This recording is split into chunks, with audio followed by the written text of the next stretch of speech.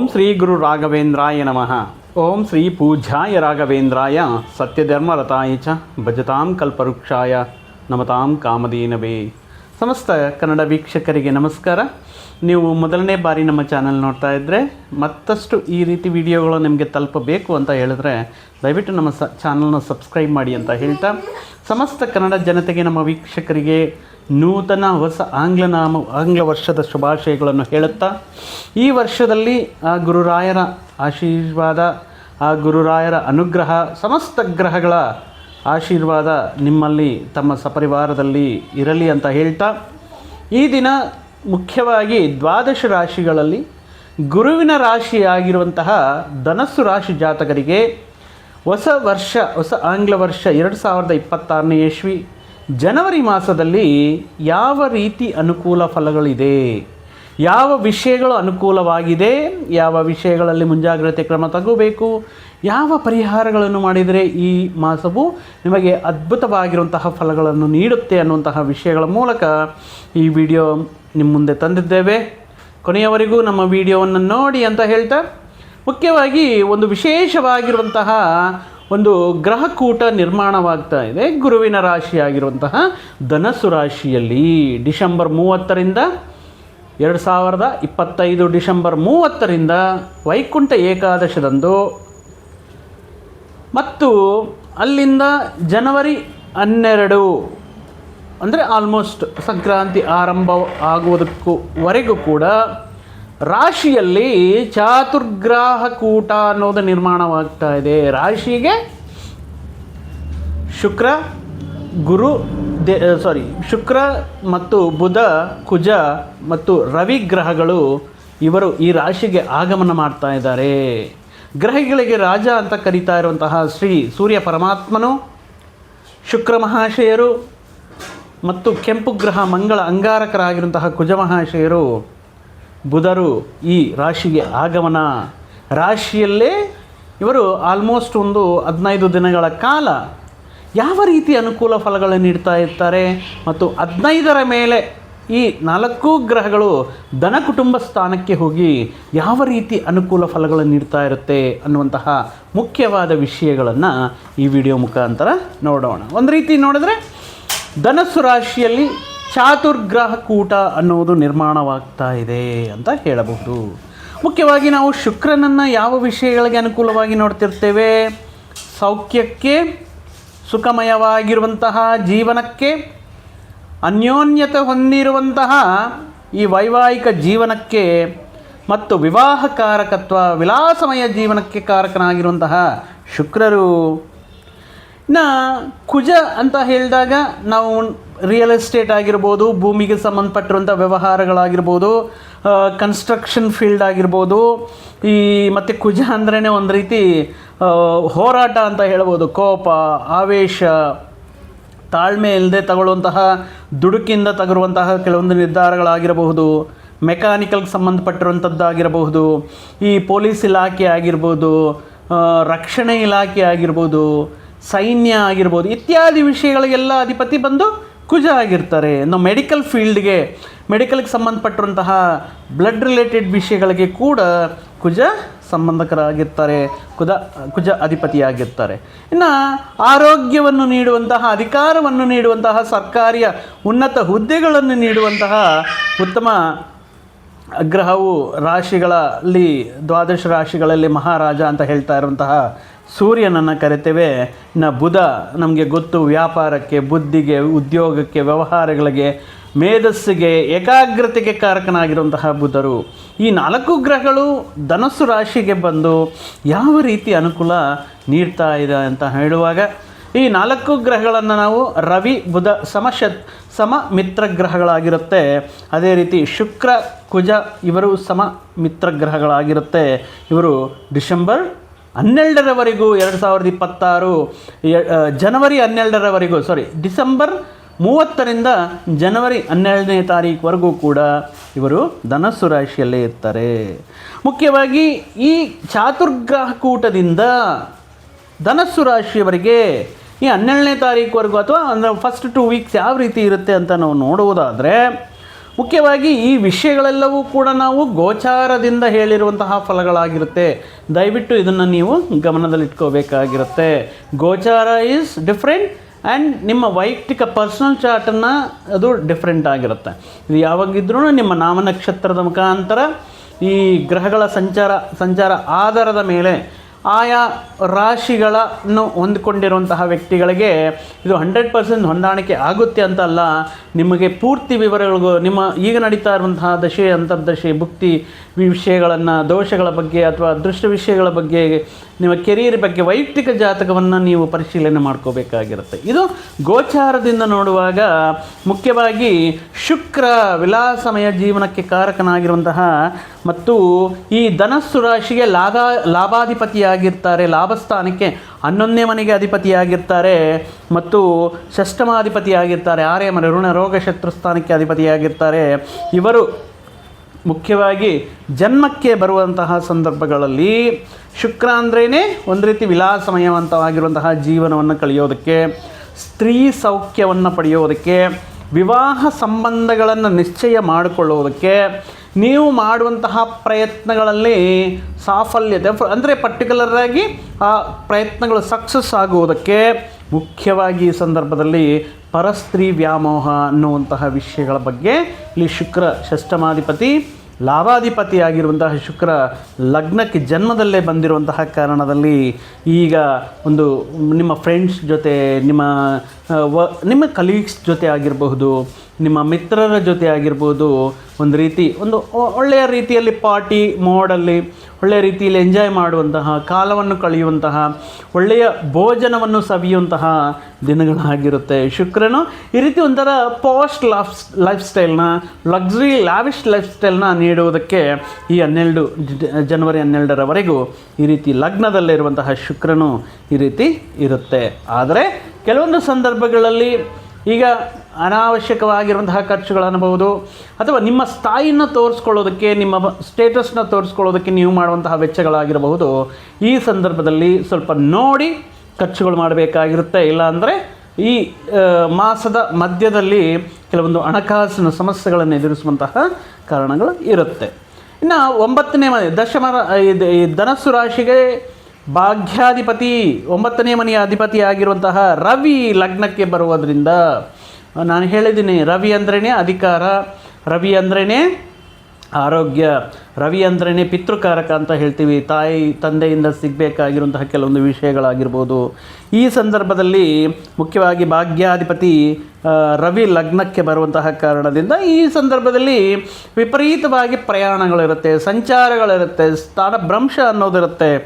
ಕೆಲವೊಂದು ವಿಷಯಗಳು ಪದೇ ಪದೇ ಅಂದರೆ ಒಂದು ಪ್ರಯತ್ನಕ್ಕೆ ಮುಗಿಯೋದಿಲ್ಲ, ಮತ್ತಷ್ಟು ಪದೇ ಅಂದರೆ ಈ ಸಂದರ್ಭದಲ್ಲಿ ನೆಕ್ಸ್ಟ್ ವೀಕ್ ಬನ್ನಿ ಅಥವಾ ಹೋಗಿರುವಂತಹ ವ್ಯಕ್ತಿ ಮೀಟ್ ಮಾಡೋಕ್ಕಾಗಲ್ಲ, ಅವ್ರ ಲೀವಲ್ಲಿ ಇರುತ್ತೆ ಇತ್ಯಾದಿ ವಿಷಯಗಳಿಂದ ಕೆಲವೊಂದು ವಿಷಯಗಳು ನಿಧಾನಕ್ಕೆ ಸಾಗುತ್ತೆ. ಇನ್ನು ಕೆಲವೊಂದು ವ್ಯಕ್ತಿಗಳ ತಾಳ್ಮೆಯನ್ನು ಕಳ್ಕೊಂಡು ಕೆಲವೊಂದು ಸಂದರ್ಭಗಳಲ್ಲಿ ಈ ಶತ್ರುತ್ವ ಕಟ್ಕೊಳ್ಳೋ ರೀತಿಯಲ್ಲಿ ಅಥವಾ ಅತಿಯಾಗಿ ವಾದ ವಿವಾದಗಳು ನಡೆಯುವಂತಹ ಸಾಧ್ಯತೆ ಇರೋದರಿಂದ ಈ ವಿಷಯಗಳಲ್ಲಿ ಮಾತಿನ ಬಗ್ಗೆ ಸ್ವಲ್ಪ ಗಮನ ಇರಲಿ, ಮಾತಿನ ಬಗ್ಗೆ ಸ್ವಲ್ಪ ಎಚ್ಚರಿಕೆಯಿಂದ ಮಾತಾಡಿ ಅಂತ ಹೇಳಲಾಗುತ್ತೆ. ಇನ್ನು ಮುಖ್ಯವಾಗಿ ದಶಮಾಧಿಪತಿಯಾಗಿರುವಂತಹ ಧನಸ್ಸು ರಾಶಿಗೆ ದಶಮಾಧಿಪತಿಯಾಗಿರುವಂತಹ ಬುಧನು ಜನ್ಮದಲ್ಲಿ ರಾಶಿಯಲ್ಲಿ ಬರುವಂತಹ ಸಂದರ್ಭಗಳಲ್ಲಿ ಬುಧ ಅಂದ್ರೇ ವಿದ್ಯೆ, ಉದ್ಯೋಗ, ವ್ಯಾಪಾರ ಇತ್ಯಾದಿ ವಿಷಯಗಳು.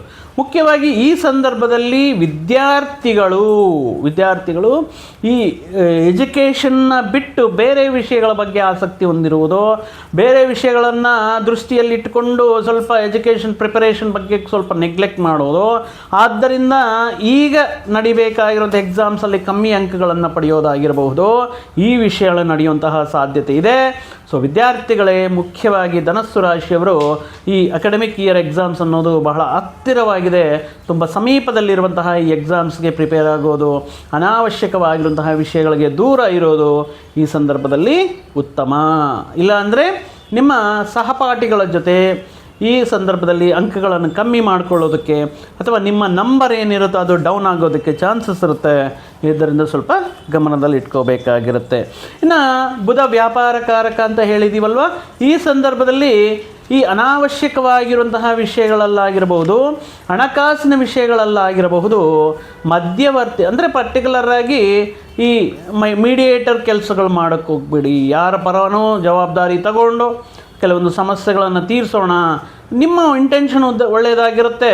ಬಟ್ ಈ ಸಂದರ್ಭದಲ್ಲಿ ನಿಮ್ಮ ಇಂಟೆನ್ಷನ್ ಒಳ್ಳೆಯದಾದ್ರೂ ಕೂಡ ಈ ರೀತಿ ಮೀಡಿಯೇಷನ್ ಮಾಡುವ ಮುಖಾಂತರ ಈ ವ್ಯಕ್ತಿಗಳಿಗೆ, ಅದರಲ್ಲಿ ಇರುವಂತಹ ಒಂದು ವರ್ಗಕ್ಕೆ ನೀವು ಕೆಟ್ಟವರಾಗುವಂತಹ, ನಿಮ್ಮಲ್ಲಿ ಒಂದು ಶತ್ರುಭಾವ ಬೆಳೆಯುವಂತಹ ಸಾಧ್ಯತೆ ಆಗಿರಬಹುದು.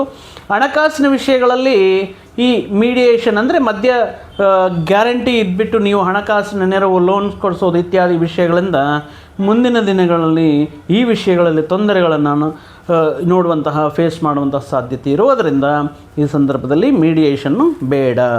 ಇನ್ನು ಪಂಚಮಾಧಿಪತಿ ಆಗಿರುವಂತಹ ಕುಜರು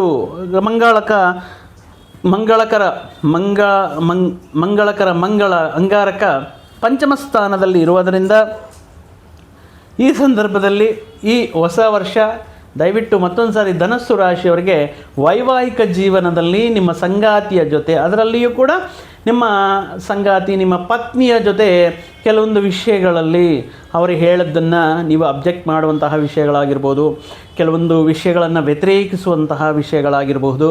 ಮುಖ್ಯವಾಗಿ ನಿಮ್ಮ ವೈವಾಹಿಕ ಜೀವನದಲ್ಲಿ ಏರುಪೇರುಗಳು ಅಥವಾ ಮನಸ್ಪರ್ಧೆಗಳು, ಕೆಲವೊಂದು ವಿಷಯಗಳನ್ನು ಕಮ್ಯುನಿಕೇಟ್ ಮಾಡದೆ ಆಗ್ರಹ ಆವೇಶಗಳಿಗೆ ಒಳಗಾಗುವುದು, ಕೆಲವೊಂದು ಸಂದರ್ಭಗಳಲ್ಲಿ ಘರ್ಷಣೆ ಕೂಡಿರುವಂತಹ ವಾತಾವರಣ ಅನ್ನೋದು ನಿಮ್ಮ ಮಧ್ಯೆ ಈ ಹೊಸ ವರ್ಷದಲ್ಲಿ, ಹೊಸ ವಾರಗಳಲ್ಲಿ ಈ ರೀತಿ ಬೇಡ. ಆದ್ದರಿಂದ ನಿಮ್ಮ ಸಂಗಾತಿಯ ಜೊತೆ ನೀವು ಮಾತನಾಡುವಂತಹ ಸಂದರ್ಭಗಳಾಗಿರಬಹುದು ಅಥವಾ ಕೆಲವೊಂದು ವಿಷಯಗಳನ್ನು ಹೇಳುವಂತಹ ಸಂದರ್ಭಗಳಾಗಿರಬಹುದು. ಈ ವಾರಗಳಲ್ಲಿ ನೀವು ಸ್ವಲ್ಪ ತಾಳ್ಮೆಯಿಂದ ಮಾಡಬೇಕಾಗಿರುತ್ತೆ. ಇನ್ನು ಈ ಸಂದರ್ಭದಲ್ಲಿ ಏನಾದರೂ ಇಂಟರ್ವ್ಯೂ ಏನಾದರೂ ಫೇಸ್ ಮಾಡ್ತಾ ಇದ್ದೀರಾ, ಫಸ್ಟ್ ರೌಂಡು, ಸೆಕೆಂಡ್ ರೌಂಡು, ಅಥವಾ ಉನ್ನತ ಆಗಿರುವಂತಹ ಉದ್ಯೋಗಕ್ಕೆ, ನಿಮ್ಮ ಕನಸು ಕಂಡಿರುವಂತಹ ಉದ್ಯೋಗಕ್ಕೆ ಪ್ರಯತ್ನ ಮಾಡ್ತಾ ಇದ್ದೀರಾ ಅನ್ನೋ ಸಂದರ್ಭಗಳಲ್ಲಿ ಈ ಸಂದರ್ಭದಲ್ಲಿ ಅನುಕೂಲತೆ ಅನ್ನೋದು ಇರುತ್ತೆ. ಮುಖ್ಯವಾಗಿ ಈ ಇಂಟರ್ವ್ಯೂ ಡೈರೆಕ್ಟಾಗಿ ಫುಲ್ ಕಾನ್ಫಿಡೆನ್ಸ್ ಇದ್ದೇ ಬಂದುಬಿಡುತ್ತೆ, ನನಗೇನಿಲ್ಲ ಅದೆಲ್ಲ ಗೊತ್ತು ಅನ್ನುವಂಥ ಸಂದರ್ಭ, ಓವರ್ ಕಾನ್ಫಿಡೆನ್ಸ್ ಬೇಡ ಈ ಸಂದರ್ಭದಲ್ಲಿ. ಅದಕ್ಕೆ ಬೇಕಾಗಿರುವಂತಹ ಹೋಮ್ವರ್ಕ್ ಮಾಡೋದಾಗಿರ್ಬೋದು, ಕೆಲವೊಂದು ವಿಷಯಗಳನ್ನು ರಿಸರ್ಚ್ ಮಾಡೋದಾಗಿರ್ಬೋದು. ಈ ಸಂದರ್ಭದಲ್ಲಿ ಓವರ್ ಕಾನ್ಫಿಡೆನ್ಸ್ನ ಸ್ವಲ್ಪ ಸೈಡ್ಗಿಟ್ಟು ನಿಮ್ಮ ಈ ವಿಷಯಗಳ ಮೇಲೆ, ಇಂಟರ್ವ್ಯೂಗಳ ಮೇಲೆ ಫೋಕಸ್ ಮಾಡೋದು ಉತ್ತಮ. ಇನ್ನು ಜ್ಯೋತಿಷ್ಯ, ವಾಸ್ತು, ವೇದ ಶಾಸ್ತ್ರಗಳಲ್ಲಿ ಇರುವಂತಹ ವ್ಯಕ್ತಿಗಳಿಗೆ ಒಳ್ಳೆಯ ಹೆಸರನ್ನು ಪಡೆಯೋದಕ್ಕೆ ಗುರುವಿನ ದೃಷ್ಟಿ ಇರೋದರಿಂದ ಇವರಿಗೆ ಒಳ್ಳೆಯ ಹೆಸರು, ಒಳ್ಳೆಯ ಸ್ಥಾನಮಾನ ಇತ್ಯಾದಿ ವಿಷಯಗಳಲ್ಲಿ ಅನುಕೂಲ ಇರುತ್ತೆ ಕುಜನ ಪ್ರಭಾವದಿಂದ.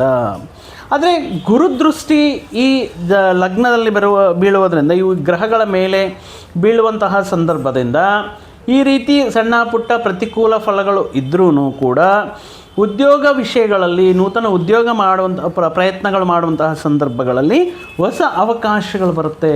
ಅದಕ್ಕಿಂತ ಬುಧ ಇಲ್ಲಿ ಲಗ್ನಕ್ಕೆ ಬಂದಿರುವಂತಹ ವ್ಯಾಪಾರಕಾರಕ ಆಗಿರೋದ್ರಿಂದ ಉದ್ಯೋಗಗಳಿಗಿನ್ನ ಜಾಬ್ಗಿನ ಒಬ್ಬರ ಕೆಳಗಡೆ ಯಾಕೆ ಕೆಲಸ ಮಾಡಬೇಕು, ನಮ್ಮದೇ ಆದಂತಹ ಒಂದು ಸ್ವಯಂ ಉದ್ಯೋಗ, ಒಂದು ಸ್ವಯಂ ವ್ಯಾಪಾರ ಆರಂಭ ಮಾಡೋಣ ಅಥವಾ ಪ್ರಯತ್ನ ಮಾಡೋಣ ಅನ್ನುವಂತಹ ವ್ಯಕ್ತಿಗಳು ತಮ್ಮ ವೈಯಕ್ತಿಕ ಜಾತಕವನ್ನು ಒಂದು ಸರಿ ಪರಿಶೀಲನೆ ಮಾಡಿಸ್ಕೊಂಡು ಪ್ರಯತ್ನ ಮಾಡೋದು ಉತ್ತಮವಾಗಿರುತ್ತೆ. ಅದೇ ರೀತಿ ಈ ಗುರುವಿನ ದೃಷ್ಟಿ ಬೀಳೋದ್ರಿಂದ ಈ ಸಮಾಜದಲ್ಲಿ ನಿಮಗಂತೂ ಒಂದು ನೇಮು, ಫೇಮು, ನಿಮಗೆ ಒಂದು ಸ್ಟೇಟಸ್ ಅನ್ನೋದು ಬೆಳೆಯುತ್ತೆ.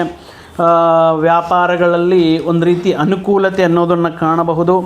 ಈ ಹಣಕಾಸಿನ ಸಂಪಾದನೆ ಮಾಡಬೇಕು, ಇನ್ನೂ ಸಂಪಾದನೆ ಮಾಡಬೇಕು, ಅಥವಾ ಸಂಪಾದನೆ ಮಾಡಿರುವಂಥದ್ದು ಇನ್ನೂ ಸಾಲದು, ಮತ್ತಷ್ಟು ಆದಾಯ ಮಾರ್ಗಗಳನ್ನು ಕಂಡುಕೊಳ್ಬೇಕು ಅಂತ ಮಾಡುವಂತಹ ನಿಮ್ಮ ಪ್ರಯತ್ನಗಳೆಲ್ಲವೂ ಕೂಡ ಈ ಮಾಸದ ಪ್ರಥಮಾರ್ಥದಲ್ಲಿ ನಡೆಯುತ್ತೆ ಗುರುವಿನ ದೃಷ್ಟಿಯಿಂದ. ಆದ್ರೂ ಕೂಡ ಲಗ್ನದಲ್ಲೇ ಬಂದಿರುವಂತಹ ಈ ಸಂದರ್ಭಗಳ ಅನಾವಶ್ಯಕ ವೆಚ್ಚಗಳು ಬೇಡ. ಇನ್ನು ದ್ವಿತೀಯಾರ್ಥ 15ರ ನಂತರ, ಸಂಕ್ರಾಂತಿಯ ನಂತರ ನೋಡಿದ್ರೆ ಈ ಗ್ರಹಗಳೆಲ್ಲವೂ ಕೂಡ ಧನ ಕುಟುಂಬ ಸ್ಥಾನಕ್ಕೆ ಹೋಗುತ್ತೆ. ಆದ್ದರಿಂದ ಧನಸ್ಥಾನಕ್ಕೆ ರವಿ ಭಾಗ್ಯಾಧಿಪತಿ ಆಗಿರೋದ್ರಿಂದ, ರವಿ ಸೂರ್ಯರು ಈ ಧನಸ್ಥಾನಕ್ಕೆ ಬಂದಿರೋದ್ರಿಂದ ನಿಮಗೆ ಯಾವುದಾದ್ರೂ ಒಂದು ಗೌರ್ಮೆಂಟ್ ಸ್ಕೀಮ್ಸ್ ಮುಖಾಂತರ ಆಗಿರಬಹುದು, ಅಥವಾ ನಿಮಗೆ ಪೆಂಡಿಂಗ್ ಇರುವಂತಹ ಕೆಲವೊಂದು ಬಿಲ್ಸ್ ಅಪ್ರೂವ್ ಆಗೋದಾಗಿರಬಹುದು, ಅಥವಾ ನೀವು ಒಬ್ಬ ಸಂಸ್ಥೆಯಲ್ಲಿ ಕೆಲಸ ಮಾಡ್ತಾ ಇದ್ದರೆ ನಿಮ್ಮ ಸಂಸ್ಥೆಯ ವತಿಯಿಂದ, ಯಾಜಮಾನ್ಯ ವತಿಯಿಂದ ನಿಮಗೆ ಈ ಸಂದರ್ಭದಲ್ಲಿ ಸಿಗಬೇಕಾಗಿರುವಂತಹ ಬೋನಸ್ ಆಗಿರ್ಬೋದು, ಇಂಕ್ರಿಮೆಂಟ್ ಆಗಿರ್ಬೋದು, ಈ ಹಣಕಾಸಿನ ರೂಪದಲ್ಲಿ ಕೆಲವೊಂದು ವಿಷಯಗಳಲ್ಲಿ ಸಂತೋಷ ಈ ಹೊಸ ವರ್ಷದಲ್ಲಿ ನೋಡಬಹುದು 15ರ ನಂತರ. ಬಿಕಾಸ್ ಇಲ್ಲಿ ಭಾಗ್ಯಾಧಿಪತಿ ಧನಸ್ಥಾನಕ್ಕೆ ಆಗಮನ. ಇನ್ನು ತಂದೆಯ ಮುಖಾಂತರ ಪಿತೃಕಾರಕ ಅಂತ ಹೇಳ್ತೀವಲ್ವ, ಈ ತಂದೆಯ ಮುಖಾಂತರ ಕೆಲವೊಂದು ಹಣಕಾಸಿನ ವ್ಯವಹಾರಗಳಲ್ಲಿ ಅವರ ಸಹಕಾರ ನೀಡೋದಾಗಿರ್ಬೋದು. ನೀವು ಇಂದಿನ ದಿನಗಳಲ್ಲಿ ಏನಾದರೂ ಭೂಮಿ ಅಥವಾ ಲ್ಯಾಂಡು, ಹೌಸು ಇತ್ಯಾದಿ ವಿಷಯಗಳು, ಮನೆ, ಗೃಹ ಇತ್ಯಾದಿ ವಿಷಯಗಳ ಮೇಲೆ ಆದಾಯವು ಬೆಳೆಯುತ್ತೆ. ಬರುವಂತಹ ಆದಾಯ ಹೆಚ್ಚಳವಾಗುವುದಕ್ಕೆ 15ರ ನಂತರ ಅನುಕೂಲವಾಗಿರುತ್ತೆ.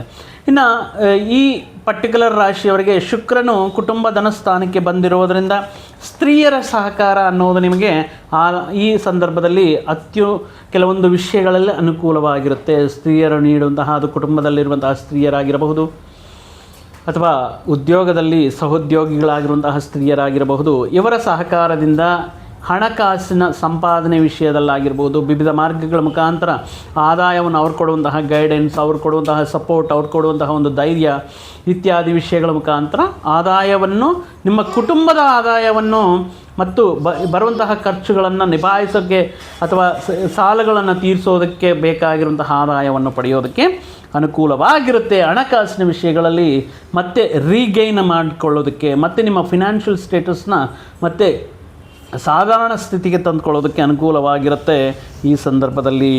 ಇನ್ನು ಬುಧನ ಈ ಸಂದರ್ಭದಲ್ಲಿ ಇಂಕ್ರಿಮೆಂಟ್ ಆಗಿರ್ಬೋದು, ಬೋನಸ್ಗಳಾಗಿರ್ಬೋದು, ಫಿನಾನ್ಷಿಯಲಿ ಸ್ವಲ್ಪ ಇಂಪ್ರೂವ್ಮೆಂಟ್ ಕಾಣಿಸೋದಾಗಿರ್ಬೋದು.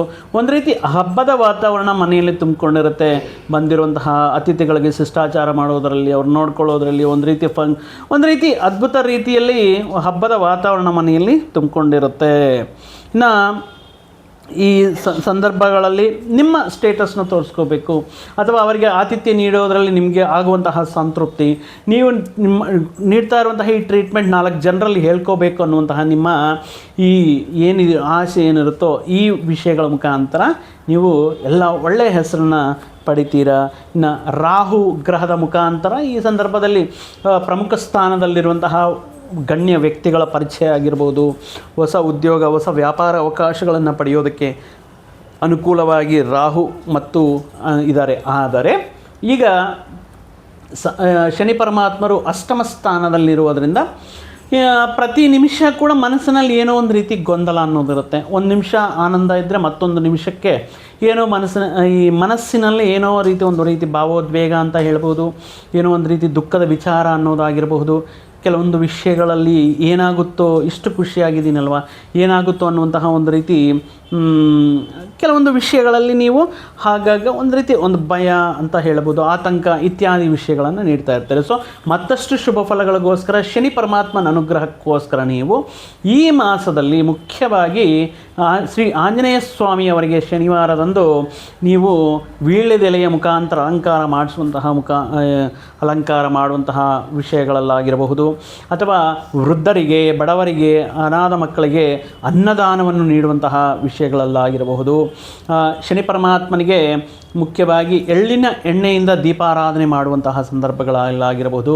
ಪ್ರತಿದಿನವೂ ಓಂ ಶಂ ಶನಯೇನ್ ನಮಃ ಅನ್ನುವಂತಹ ಮಂತ್ರವನ್ನು 108 ಬಾರಿ ಜಪ ಮಾಡಿದರೆ ನಿಮ್ಮ ಈ ಅರ್ಧಾಷ್ಟಮ ಶನಿ ಕೊಡುವಂತಹ ನೆಗೆಟಿವ್ ರಿಸಲ್ಟ್ಸ್ ಏನಿರುತ್ತೋ ಅದು ಸ್ವಲ್ಪ ಕಮ್ಮಿಯಾಗಿ ಈ ಮಾಸದಲ್ಲಿ ಒಟ್ಟಾಗಿ ಮೊದಲನೇ 12 ದಿನಗಳು ಸ್ವಲ್ಪ ಮಿಶ್ರಮ ಫಲಗಳು ಇದ್ದರೂ ಕೂಡ ಆದಮೇಲೆ 4 ಚಾತುರ್ಗ್ರಹ ಕೂಟ ಧನಸ್ಥಾನದಲ್ಲಿ ನಡೆಯುವಂತಹ ಕಾರಣದಿಂದ ಈ ಮಾಸದಲ್ಲಿ ಅದ್ಭುತ ವಿಷಯಗಳು ನಿಮ್ಮ ಜೀವನದಲ್ಲಿ ನಡೆಯಲಿ ಅಂತ ಹೇಳ್ತಾ ಮತ್ತೊಂದು ವಿಡಿಯೋ ಜೊತೆಗೆ, ಮತ್ತೊಂದು ಆಸಕ್ತಿಕರ ವಿಷಯದ ಜೊತೆಗೆ ನಿಮ್ಮ ಮುಂದೆ ಮತ್ತೆ ಬರ್ತೀವಿ. ಅಲ್ಲಿಯವರೆಗೂ ಸರ್ವೇ ಜನಾಂ ಸುಖಿನೋ ಭವಂತು, ಸಮಸ್ತ ಸನ್ಮಂಗಳಾನಿ ಭವಂತು. ಜೈ ಶ್ರೀರಾಮ್.